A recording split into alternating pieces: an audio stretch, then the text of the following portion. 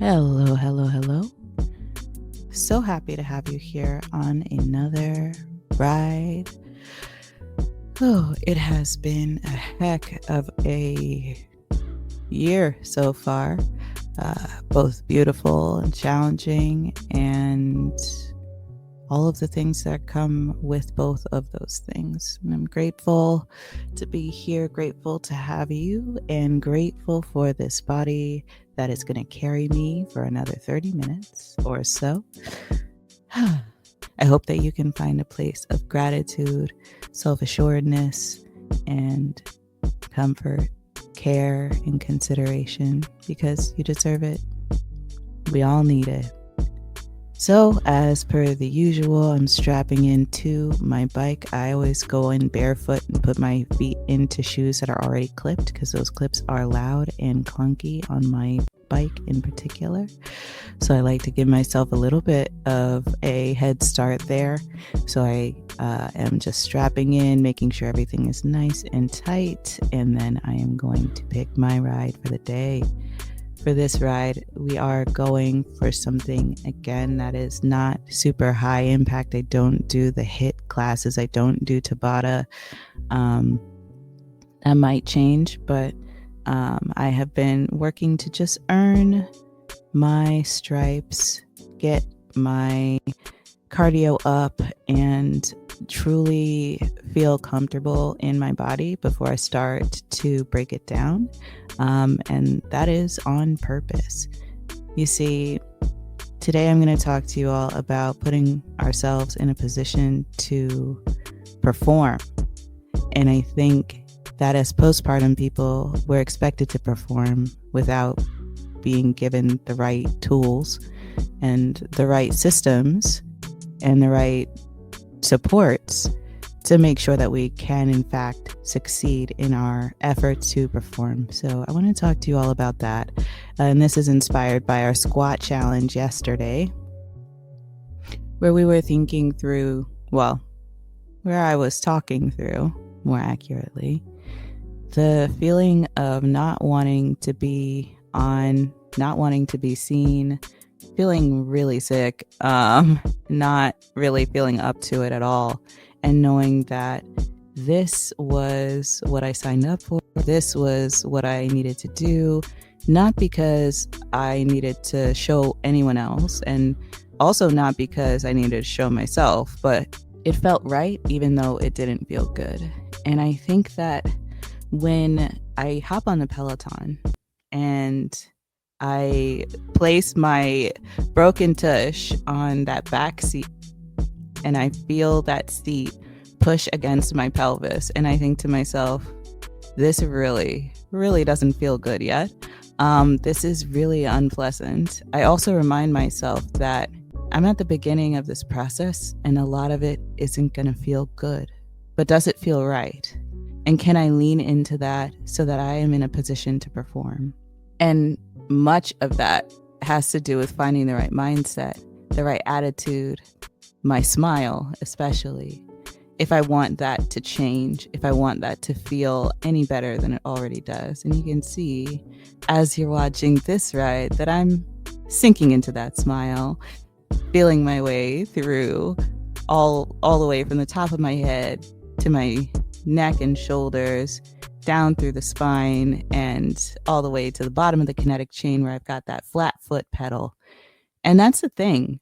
When it comes to putting yourself into a position where you can perform, half of the battle is just how you're holding yourself up, how you're physically putting yourself in a position to succeed, how you're physically putting yourself in a position where the effort that you put out is amplified by your stance, by your form, so that each pedal stroke takes you farther than if you were giving it half of your effort as far as the placement of your foot, the position of your knees, the full 360-degree push and pull of the actual pedal itself, using your hamstrings and your quads in concert with one another, going right and left evenly, right?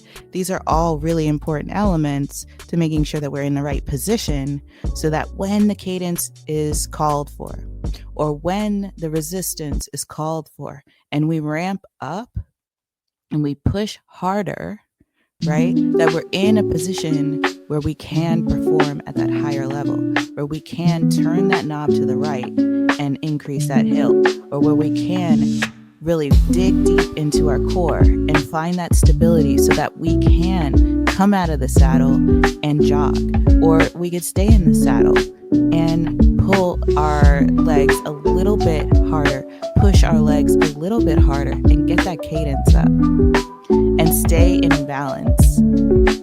So much of that reflects over to the postpartum experience that it's almost scary, right? Because we don't know what it is that we're going to need, or when it is that we're going to have to pull the best part of what we have available to us out and use it to the fullest extent that we possibly can. Whether it's, you stayed awake all night, baby's crying, maybe you're breastfeeding, maybe you're bottle feeding, maybe you're nursing, but you're using every ounce of what you have in you, and you're using your body, this little awake one, happy, healthy, whole, to keep this little awake one company in this scary moment that they might be having where they don't feel all of their needs have been met. And we are called on as postpartum people to meet that experience with compassion, with consideration, and with balance, which can be extremely hard coming from a place of deep imbalance, because we've constantly run on nearly empty just to get through the day, only to be met with a night that continues that day as if there was no line of demarcation, no difference, no separation, no break. And it reminds me of this experience of putting ourselves in a position to perform, not because we are giving ourselves this platform we couldn't possibly fall from, not because we're so together that there's nothing that could shake us, but precisely because we expect to be shaken, precisely because we know that we don't have everything that we would want, that we identify the things we need, and we set ourselves up to be in a position to perform in the absence of what would otherwise be necessary. And when I say that postpartum is a beautiful place to be in transformation and to do this unbelievable transition of going from pregnant to postpartum, I don't mean that to say, oh, it's so magical, it's so nice. I mean that to say that this deeply human, raw experience that we're having, where we're remaking ourselves and we're making a human being, we're doing that with what I could only say is chewing gum and paper clips in our back pocket, right? Maybe a little shoestring that we had when we used to wear shoes, maybe a half-broken flip-flop that we piece together and turn into this vehicle that we can use to parent, but also a vehicle that we can use to develop ourselves. And we do it on minimal sleep. We do it on minimal brain power because the neural pathways that are developing are straining and stressing those parts of us that keep us going. And yes, it's important and we do recover, but my goodness, it puts a strain on us to be in that position chronically, and nothing put us through it quite like being postpartum, or quite like being a person who loves somebody who is postpartum, and there's nothing wrong with it. How do we put ourselves in a position to perform when all of those factors are at play? It's not always so obvious. It's not always so clear, and it's definitely not going to be the same from one person to the next, because we all have different needs. But I'll tell you what I've learned so far. Putting myself in a position to perform has meant putting myself in a position where I know I can accomplish that I set out to do with as little effort as possible. And that almost feels like cheating, because we're taught that motherhood is hard. We're taught that postpartum recovery is hard, that all of it is difficult, that there's something that we have to persist through, that it's supposed to be this bloodbath of an experience. And because the world around me was so hard, and because the world around me was so cruel and harsh and challenging and painful and cold when my daughter was born, literally it was cold, I had to come up with a way that I could engage with the world that made it easier, that made it softer, that made it sweeter, that made it feel doable, that made it feel right, even as the world around me did not feel good.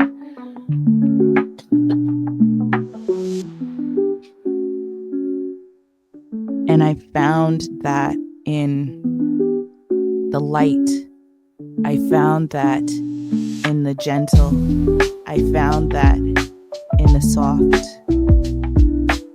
I found that in the warm.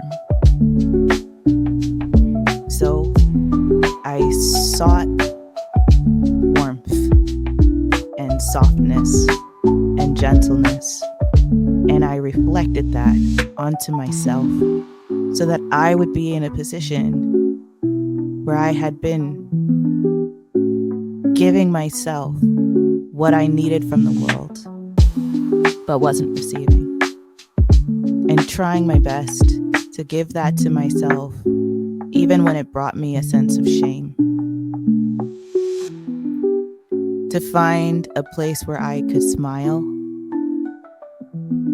to find a place where I could feel powerful,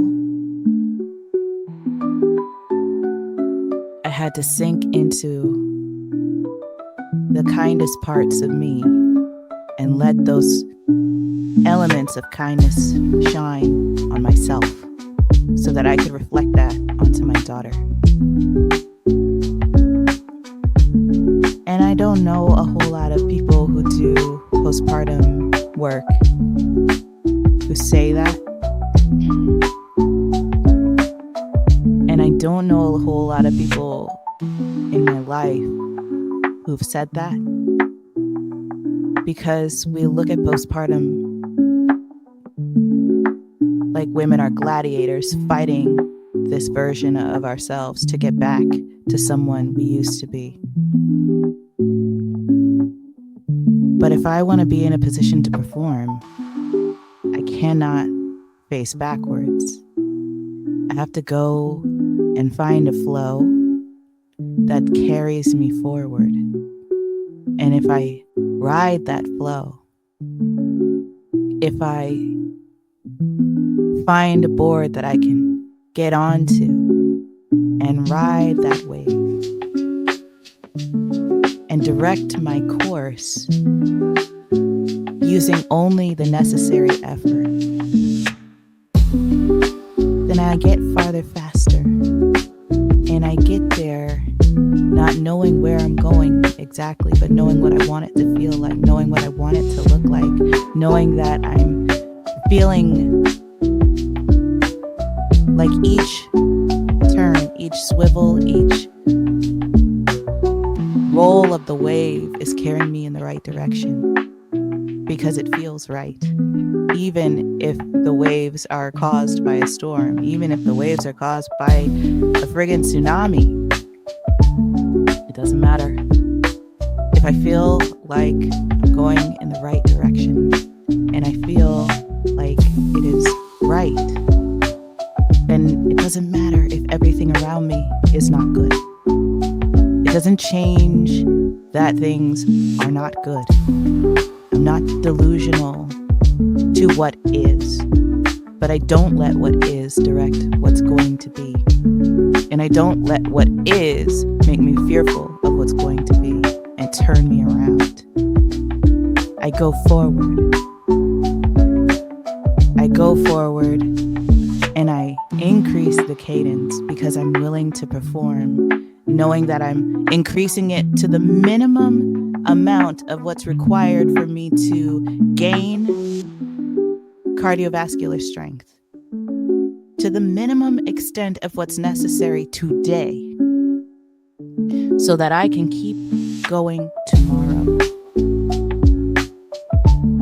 putting myself in a position to perform long term means pushing myself to a point where I change without breaking, because I am already in an environment that's built to break.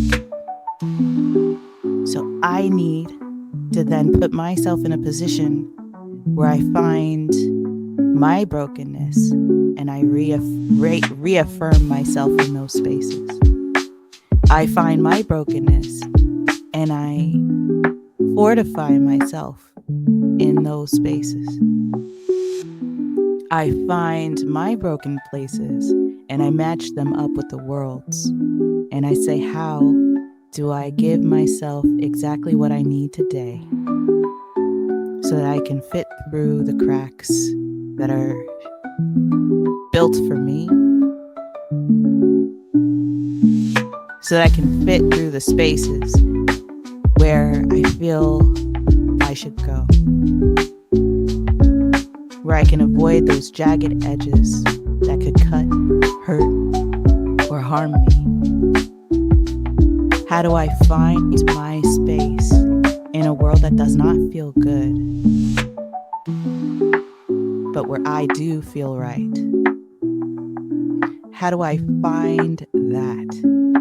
And for me, that is just born and bred and cultivated in a space where I give myself what I need,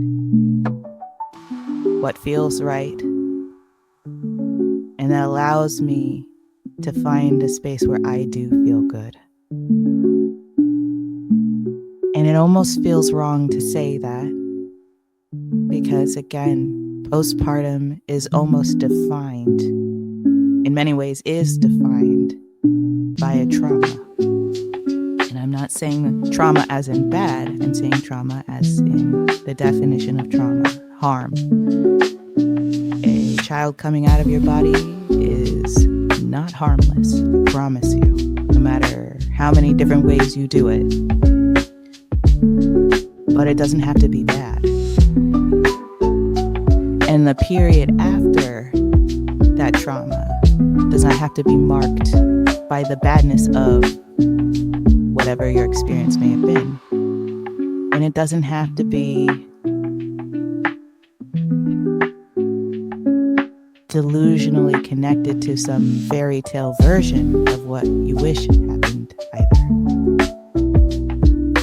There is an option where we look at the world that we are in, the conditions that we are facing, and the body that we are in amid all of that and say, this feels right, even as that does not feel good. This feels right, even as my family relationships feel strained. Right? This is right, even as I'm trying to redefine who I am and not feeling so clear about what the right answer is for me yet. This is right, even as I have to crawl my way back into fitness. Even as I have to crawl my way back into fitness. This is right, even as I have no clue what I'm going towards, but I know what I am no longer willing to do, and that is move backwards, to look longingly at what was, because I can't help but be excited about what will be, about what is. I have it in me. I have it in me. I have it in me. Postpartum is about being in a perpetual position of performance. But we don't always have to be the performer. We don't always have to give 110%, and frankly, we can't do either. Putting ourselves in a position to perform means shoring up the systems around us,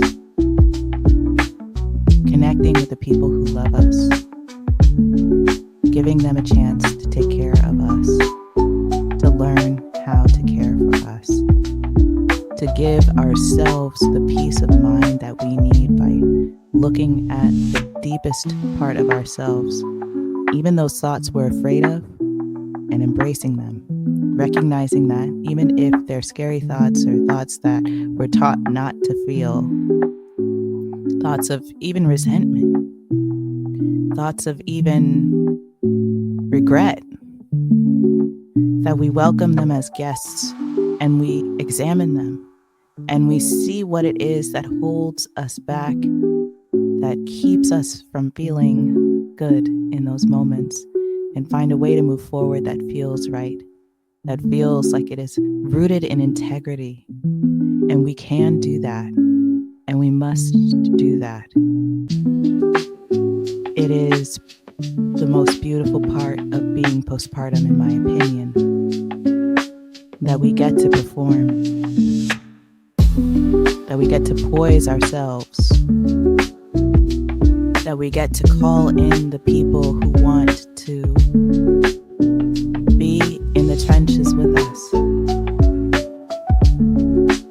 that we're giving ourselves what's necessary, what's wanted, even as others look at us and are confused.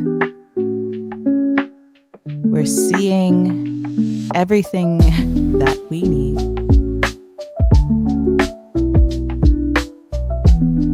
We're standing up in our power internally, holding ourselves upright and saying, this is what I need. We're breathing into the tight places in our bodies.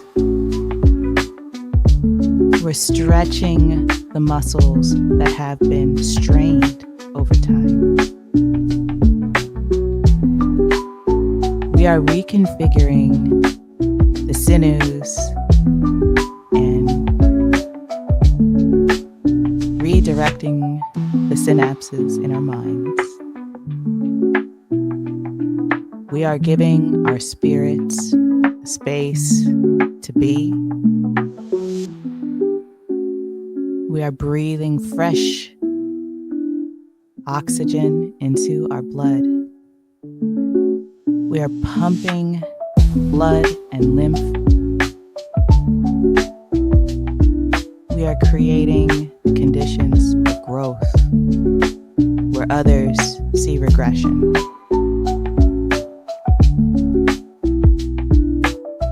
We are creating the conditions for self-affirming that allows others to follow our lead. We are giving ourselves the flexibility, the peacefulness, the certitude in the face of what others see as loneliness. We can see solitude. The space in which we all have a tendency to grow best. Not aloneness, but solitude. A peaceful space in self-knowing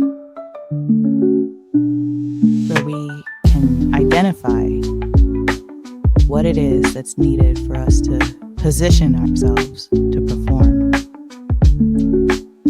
And that performance, it's for ourselves, it's for our little ones, it's for our partnerships, it's for our families. We are valuable, we are whole, and the wealth that is intrinsic to our performance as postpartum people enriches not only ourselves, not only our little ones, not only our partners, but those who see us who may want to join us, who may want to have families, who may want to bring a little one into their world, even if not through their bodies.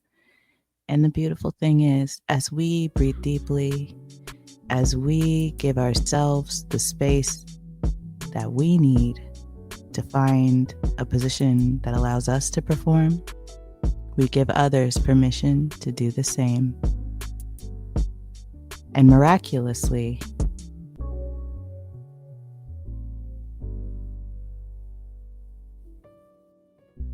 somehow, we all do. What a beautiful thing. I hope that you've enjoyed this Peloton meditation motivation. I have had the most beautiful time speaking with you. I hope that no matter where you are happy, healthy, and whole. May you give yourself the opportunity to be cared for if you can. If there's someone there who loves you, let them. And if you're on your own, please do take a moment to take care of yourself because you are still worthy. I am sending you all of my best, all of the sweetest, kindest, softest, gentlest vibes that I can your way. I love you, and I look forward to seeing you in the next video. Bye.